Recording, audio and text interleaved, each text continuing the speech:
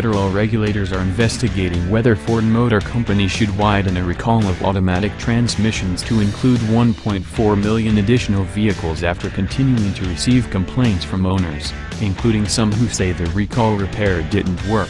Ford issued a recall of 153,000 vehicles in 2016 because their automatic transmissions could unexpectedly shift into first gear and cause drivers to lose control. It involved certain F-150 pickups, Ford Expedition and Lincoln Navigator SUVs, and Mustangs from the 2011 and 2012 model years. The Associated Press reports that the National Highway Traffic Safety Administration is now looking into whether Ford should have included as many as 1.4 million F-150s, Expeditions and Lincoln Navigators from the 2011, 2012 and 2013 model years. Ford says it's cooperating with the investigation.